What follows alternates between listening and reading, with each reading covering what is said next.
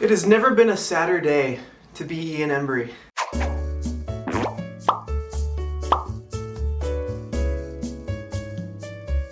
Let me put this down. This is a prop for, not a prop, but evidence of my misfortunes over the past couple of days. So this is a sit-down story time that I was never planning to do, never intended to do this, but it warrants one. So I lost my identity and my bike. Well, I found out in the same day, in like the span of like 5 hours. Where do I begin?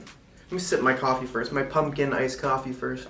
Probably my 10th pumpkin coffee since the beginning, the inception of this re-release. So Emily and Brandon. Emily's my best friend, and Brandon is her boyfriend and also a guy I've known for years. He's super awesome. They're both down back in VB. They were visiting family for the weekend down from their college, which is only like 3 hours from where I am. And they said, you know, on the way back up to their college, they would stop by and maybe get lunch with me. So that was really cool. Yeah, that was the plan. That was the moves.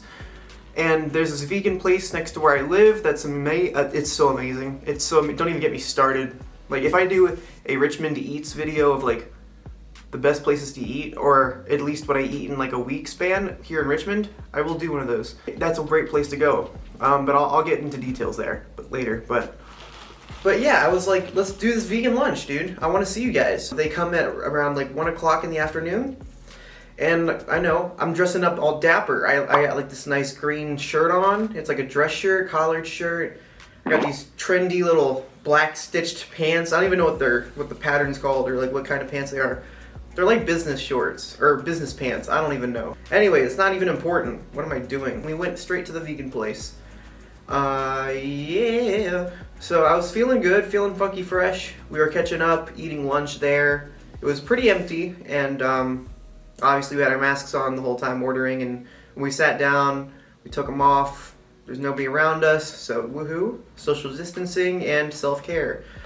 So we ate our lunch, fantastic, got this vegan cheeseburger, and then we left, and we went back to this apartment. And then we surprised Nadia. She had no idea we were planning to like come in and be like, hey, surprise, hey, what's up? It was fantastic. We bonded, we talked for like maybe half an hour, caught up on each other's lives and everything. It was a good time, much needed. Hashtag, I needed this. I so needed this. All right, so now here's where the ish gets tricky though. So I let them into the apartment, like the actual building where we live. And there's a bike rack to the right where all the bikes are parked and like stored. There's like a whole rack area.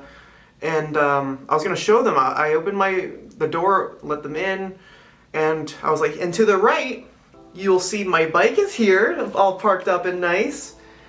And then right when I turn, I see my bike lock on the ground, cut in half, and my bike missing. It's gone, skis. It's gone. I have my bike lock to prove it. I'm gonna show. Ian, you've done it again. Here's my bike lock. Literally cut. I don't know if you can see that very well, but essentially there's a bunch of like mini steel fibers in this thing, all clumped together. Just a bunch of maimed and scratched up hunk in here. And obviously I know it's thin, but at the same time it takes the right gear, the right equipment to cut through this. They had to get some heavy duty cutters in order to get through this. Had Emily and Brandon not come down, I probably wouldn't have known until much later. It was so shocking. It was just so unexpected, you know? Like I literally turned over, like just trying to warm up the place. Like, hey, check it out. As you'll see here, my bike is parked here. Just kidding, it's gone. This was lying on the floor and I was in shock. Like I didn't believe it. I thought I was seeing things like Mirage 101. I didn't know what was going on. And I noticed that I wasn't the only person that got stolen from. There were a couple other locks, much like mine, that were broken and on the floor. And to be fair, mine was closer to like the entranceway of where you walk in and see the rack. So mine kind of stood out, I guess, in a sense. And I didn't realize that there were different bike locks that were like metal. Like you could literally, they're like indestructible, it seems like. And there are a lot of bikes that had those that were not affected. I guess mine was one of the weaker ones that were able to be penetrated, if you will. So that was really sucky. I think 2 other bikes were missing. And what trips me out is that they stole mine. Mine is literally cheap. I got mine off of Craigslist like a few years back for like under $200. It was like a toy bike, it seems like. You take the training wheels off and then pass it off as like an adult bike. That's sort of what mine was. It's literally a mongoose bike, right? And it was great. It was snazzy. I thought it was fine. But I mean, it was cheap. The parts were cheap. I had a plastic chain. Plastic. Please tell me that plastic is sufficient for riding on roads and supporting yourself at high speeds. I don't think so. I've accepted the fact that my bike is gone. And I told my dad, like soon after Emily and Brandon left. He said he was surprised, kind of frustrated, since I'd only had it down here for like 5 days. Literally not even a week of having this bike here. And it's locked indoors, where I thought it was secure. Still, to no avail. I couldn't save it, so. But my dad is just glad I didn't get hurt and that, you know, it wasn't an incredibly expensive bike. I filmed like a bunch of vlog updates that are kind of out of whack all over the place. You'll be seeing more of my college life soon in some future videos. I'm just all over the place with where I'm filming and like what sequence of days it is. I was really updating you guys on like, yo, I went on a bike ride with Nadia at night. It was really cool. We saw some cool neighborhoods, and like I went grocery shopping at Kroger with Nadia. We rode bikes to get some groceries. I just got coffee, but obviously that is still important. I mean, I'm glad I fit in those bike rides while I could within those 5 days of having it here, but it was just short-lived. You know, I would have loved to explore further. Obviously, this isn't the whole story, because a few hours later, when I'm around dinner time, when I'm ready to eat, I'm hungry again because it was a filling burger. I was just chilling. Nadia and I played some chess, and we like played some cards. My routine is going in my room, putting on this little friendship bracelet that Rachel and I have. We have matching ones. Shout out Rachel. I have my watch, and I got my wallet, and obviously my keys. And they're all sitting on this one designated spot of my desk. So I go to pick up everything routinely. Notice my wallet is not there. You've done it again, Ian, because this is the real kicker. I didn't notice it was missing until I literally went to grab for it. It's insane because I only went to one place the entire day, and that was the vegan place. So I immediately ran to the vegan place. Thank God it's next door. So I literally dashed in, was asking, hey, do you know if you left like a wallet here, or if you found a wallet? I gave them my number and my name just in case they found it. And I was checking the booth I sat at as well as all the other booths. I was checking to see if like it was at the counter, on the floor, nothing. They were really helpful, they were super nice, and they were all just really supportive. So shout out them, it's not their fault. I know for sure it was the pants. It was the dang pants. The dang pants. This has not been the first time a wallet has fallen out of my pants because of their pocket size. I bought a couple pants from Cotton On, and this isn't Cotton On's fault either, but there's not enough pocket room for what I put in my pockets. The next thing I did was come back to the apartment. I retraced my steps. I was checking to see if it was in my laundry basket, if it was in the actual washer, the dryer, our community dryer. And then I called my dad again, literally 2 times in a row. I'm sure it stressed him out, but I had to let him know. My identity's gone. Yo, haha. If it wasn't in the vegan place, and it wasn't anywhere else I looked, either it's really, really good at playing hide and seek in my apartment, or somebody just took it.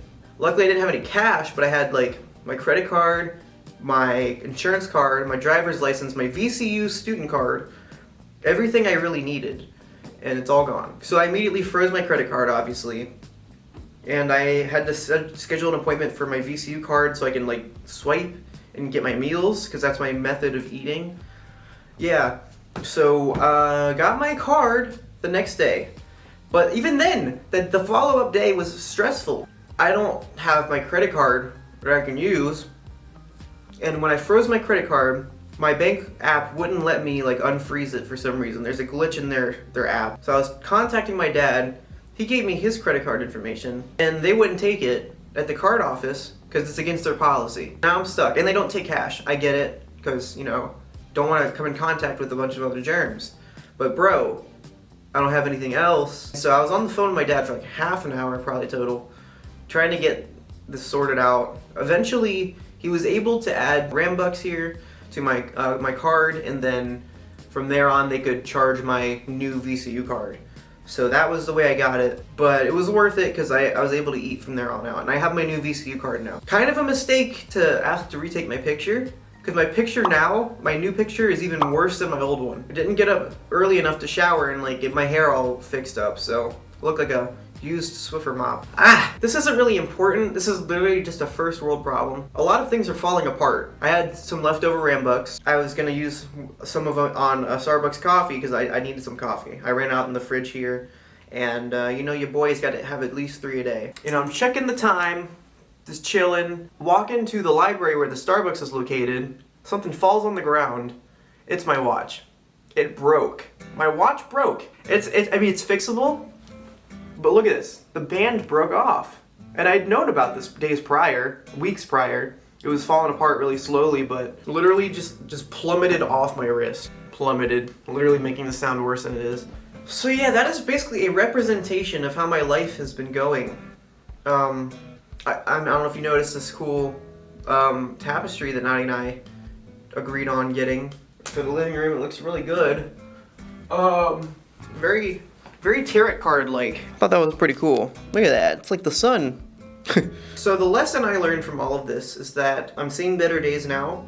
It's not affecting me emotionally. I know I can get everything replaced. I'm not hurt. And I also know that, you know, this is literally cheesy, and I know that saying this is like kind of like weird, but I'm a believer in these quotes. I like these empowering quotes. So I'm gonna go ahead and say it for myself, unless anybody else needs to hear this too, maybe. Sometimes you have to go through hardships in order to recognize the good days. So, you know, sometimes good days just might feel normal to you, and you might just be numb to the idea, like things are just fine, you're content. But it's not until something really bad happens that you really get to appreciate the good days that come. And yeah, my mind is alright. It's an experience that I can remember. My first bike stolen! Woo! Let me know what you thought of this. More college vlogs and updates to come once I figure it out. But thank you guys again for watching. I'll see you guys in the next one. Peace out. Embryos. Ew. I'm done. It's over.